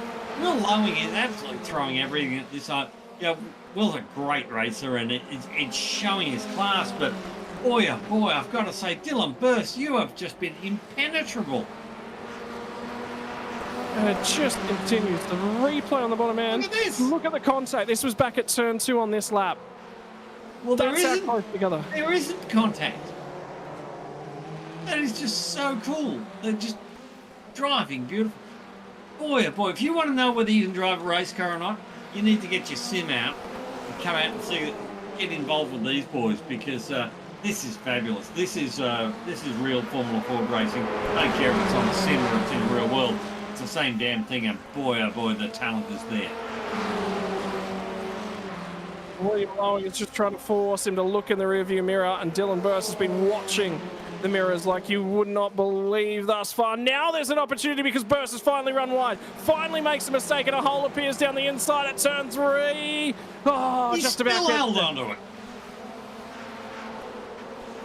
And now he's broken really, really shallow and allowed Caleb Hydes to get on the outside.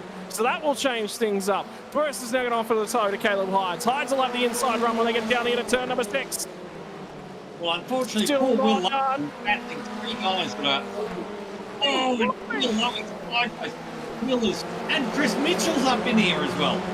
Now Mitchell's past them.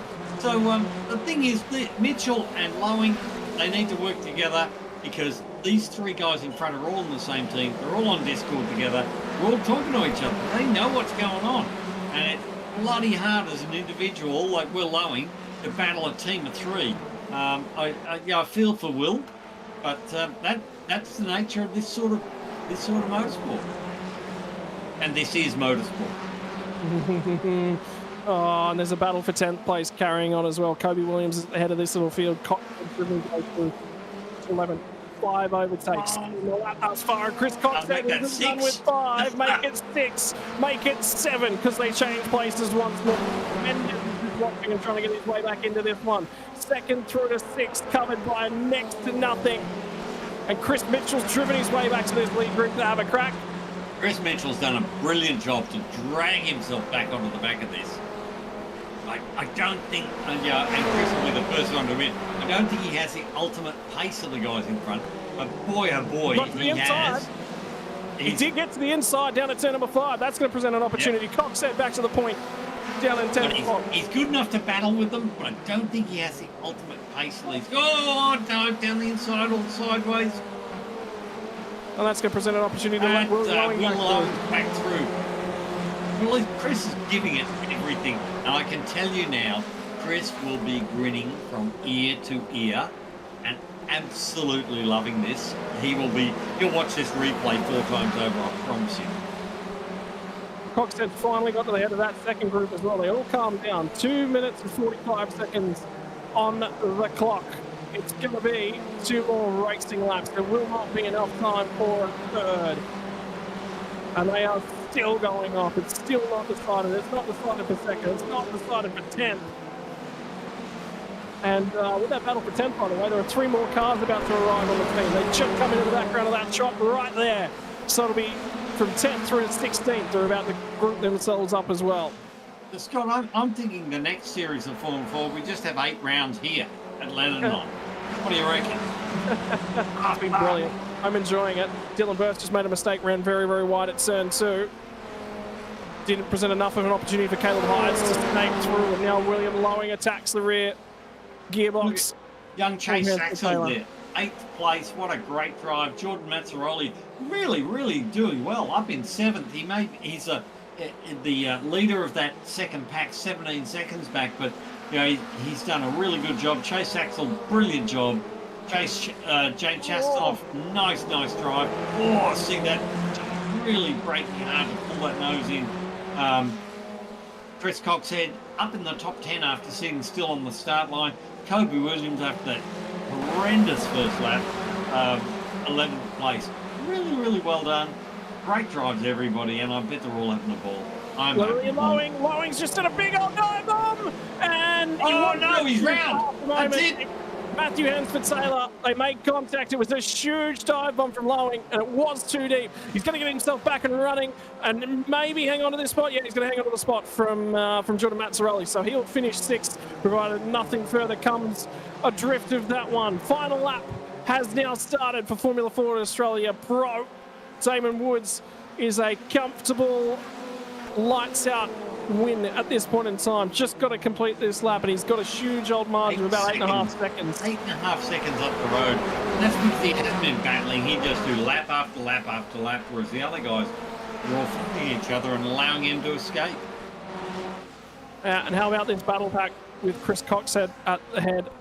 Williams has not been able to get it close enough. They're going to squabble for a bunch of different spots. Brody Shepherd's trying to go the long way around Seth Burchardt. Burchardt, remember, was up in that top 10 until his mistake.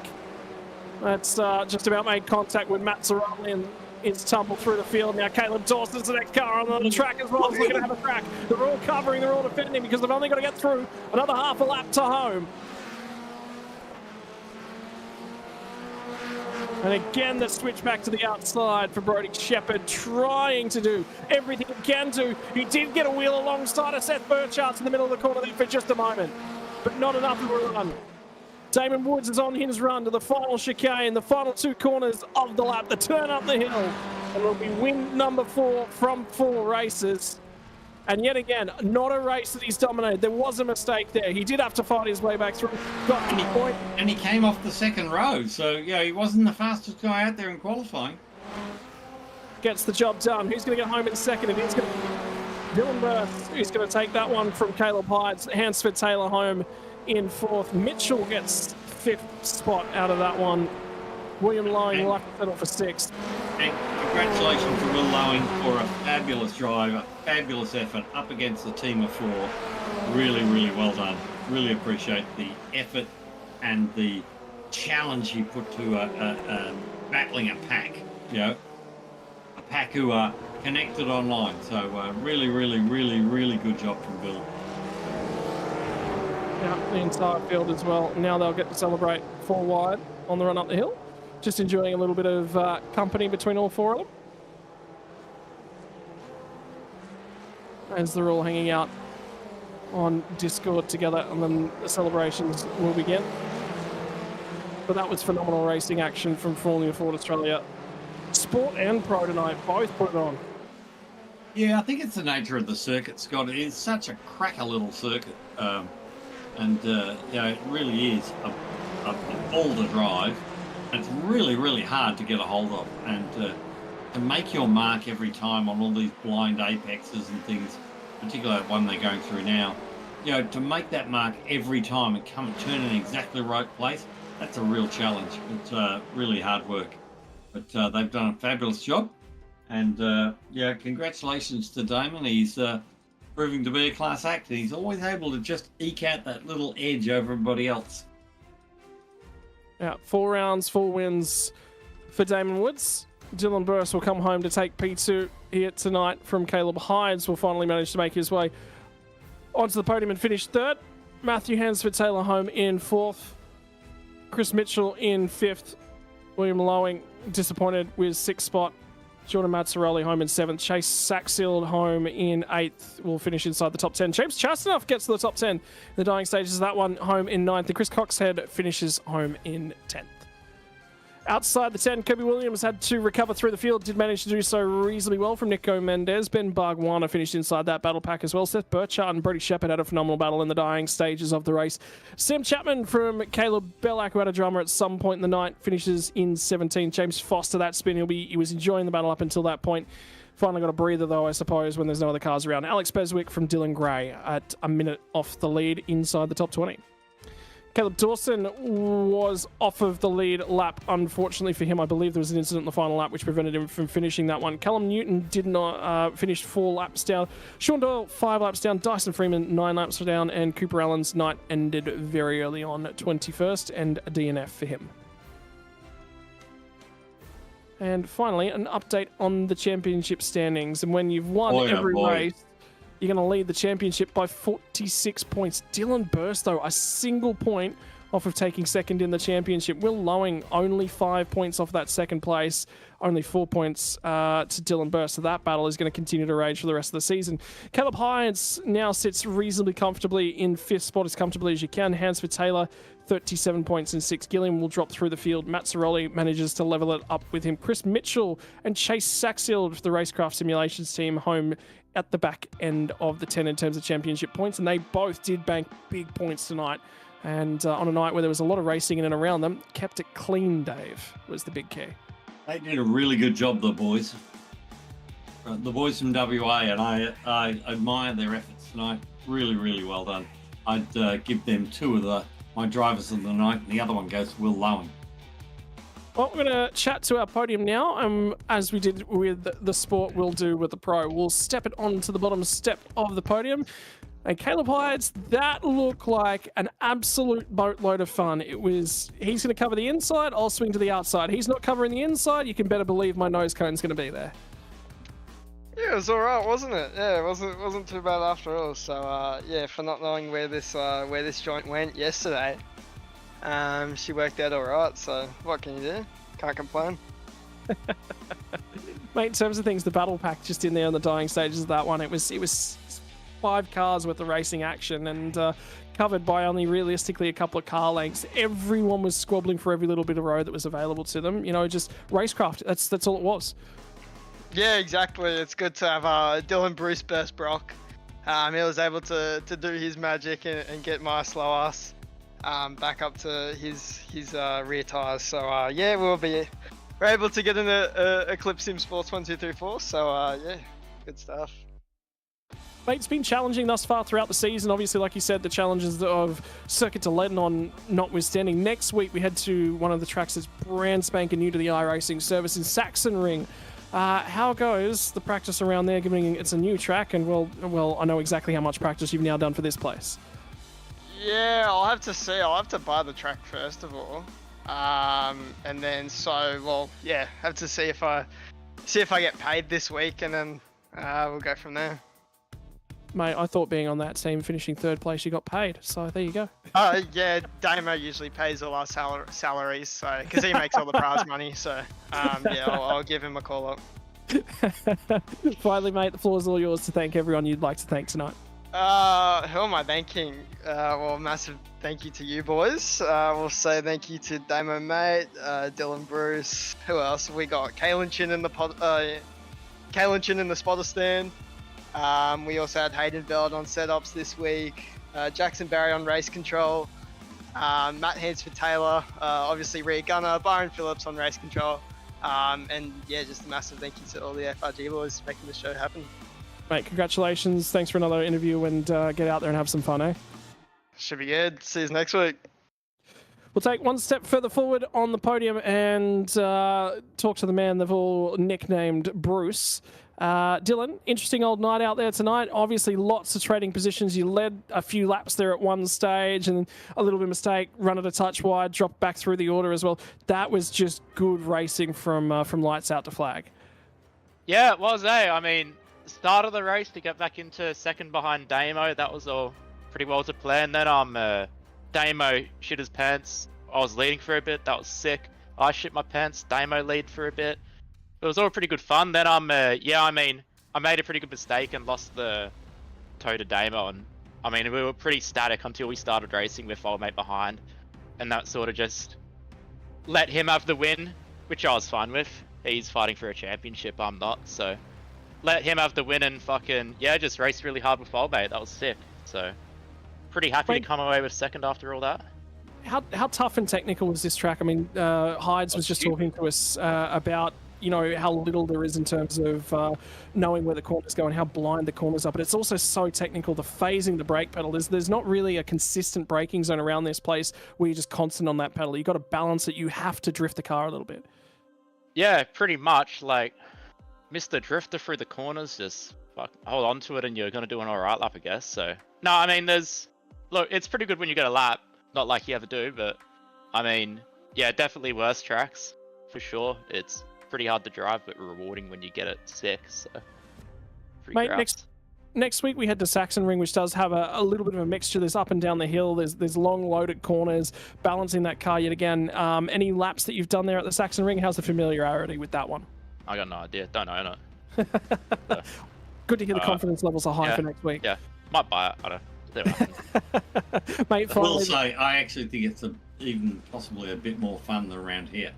I mean, it's a alright track, this one, but I'm not a massive fan, so... I mean, Sachsenring sounds cooler, I reckon. So Sachsenring, I reckon Sachsenring's probably the best track I've driven a Formula Ford round. It's... Yeah. It's awesome. Sounds fucking sick. Can't lie. That's a cool name, so... Should be keen. Might buy it, for sure. Rock up. So, no, it should be fun. Look forward to it, for sure. Mate, finally, the floor is all yours to thanks all the people that make it possible for you and the team over there. Yeah, I mean, big kiss to Damo for making the doc, doing the work. All the other boys at Clips. You fellas for broadcasting. All the other fellas for hosting it. Dave and stuff, and everyone like that. So, yeah, no, bit of a shout out to everyone. Myself for fucking last week. And, yeah, I mean, try not to do that again. Saved it this week, so I'm happy. Mate, congratulations on the race result. We'll let you go celebrate with the team. Cheers, bros. Legend. And finally, we're going to step ourselves up to the top step of the podium. Finally, we'll get the opportunity to chat to tonight's winner, Damo. That was the challenge there tonight. Slowdown penalty obviously cut your way back through to third place, but you also had to make moves in the opening couple of laps as well. It looked just like a boatload of fun. We were all sitting up here going, man, I just want to be in that cockpit at the moment. Yeah, I kind of skill issued a little bit in qualifying, so yeah, didn't put the lap together at all, but yeah, we kept it up the front, and then yeah, just was patient on the first lap, let everyone make the mistakes and got past, and yeah, it was heaps of fun out there. The track's super hard to drive, and to be honest, the racing was a lot better than I expected. I thought it was going to be a bit of a stagnant race where everyone kind of just falls into their own little packs based on their pace, but you know, the racing was pretty good. Mate, everyone's just mentioning how challenging it is. It's up, it's down. Turn 1 through turn 3. How difficult was that to keep the car balanced, particularly as the fuel burnt out of that car? Because early on, quite high fuel loads, a little bit more stable in the rear end, but the track temperature was up. And then even in qualifying as well, that track temp was really, really hot during qualifying. Cooled off again during the race, but just you mentioned it could not get the lap together during quali. Yeah, I mean, Bruce and I came together a little bit in the start of the qualifying session, so that kind of screwed me around. I had to reset back to the pits, and yeah, the tyres weren't at their peak by the end of the session, so that's what happened there. But yeah, for some reason the car actually got really good as the fuel wore off at the end of the race, so I'm surprised that happened considering it was quite skatey in qualifying with a lower tank. But yeah, no, the car setup was pretty good. Didn't have too many issues, but yeah, all in all, good night. We're just talking to everyone about the technicalities of this circuit, obviously the phase and the brake and keeping the car nice and balanced. Next week we're off to Sachsenring, which has got more of that DTM style, more open circuit, a little bit more runoff area, a little bit more room, but still it is actually an incredible technical circuit from a driver's perspective. You know, when we talk about GP racing circuits, Sachsenring's probably right up there. Yeah, Sachsenring's an awesome track. I've watched DTM for the past couple of years and always seen that it produces really good racing and it looks awesome fun to drive, so yeah, there's going to be a bit more draft involved, so I think it's going to be a bit more of a pack race as well as being technical. So I think the grid will be a little more bunched together, but it's still going to be, I think, the stronger drivers that prevail. Mate, and finally, floor is all yours to thank everyone you'd like to give a shout out and a thank you to tonight. As always, I've got to thank my real world sponsors, Aviation Component Services and Apex Steel. Shout out to the boys from Eclipse as well on the 1, 2, 3, 4. So awesome job by them, and yeah, thanks to you boys for putting on the event, so thank you.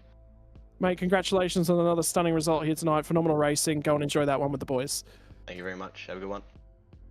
And I think he made a very good point there, Dave, is that the next round we head off to Sachsenring. It's wide, it's open, it's got opportunity, but it is going to be a lot more straight line racing. The technicality is still there, but you can recover. It's definitely going to be a little bit about track position and a little bit about timing as well. It's a really interesting circuit because I did quite a lot of laps around there trying to sort out the setup for the sport guys, and at the first part of the circuit is really tight and twisted, And then you start to get into this flowing section around the back where you're almost flat and it's turning corners and the car's getting sideways and it gets out of shape. And as soon as it gets out of shape, you'll just lose time. So we're going to see some really, really big changes of position, I think, as people are pushing it and overstepping the mark and getting the car sideways. We're going to see a lot of sideways. We're going to see a lot of sideways there. It's even more than here.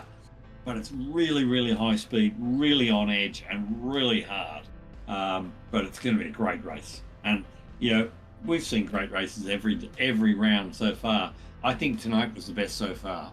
For me, tonight's racing was just absolutely superlative in both sport and pro.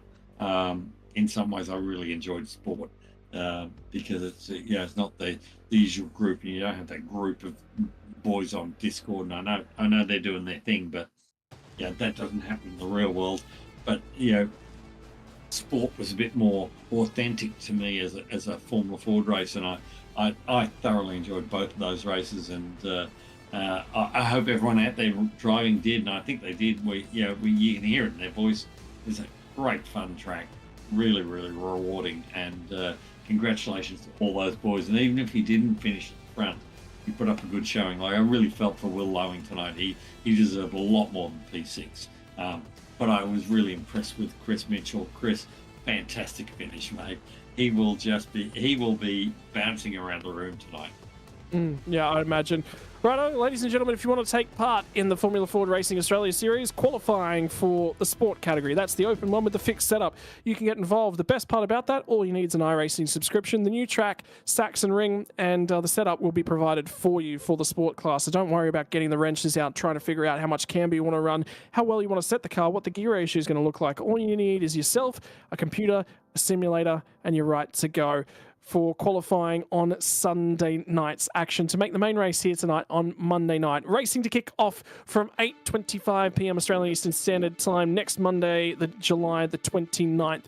We will see you all then for the racing action. On behalf of all the sponsors for Formula Racing Group Esports Australia, on behalf of all the sponsors for Formula Ford Australia, we want to say a big thank you to everyone that's joined us here tonight in the technical masterclass in terms of racing for the Formula Ford Australia category. Circuit to Ledenon hosted a great racing action. Will Saxon Ring provide something better? Find out next week. We'll see you all then.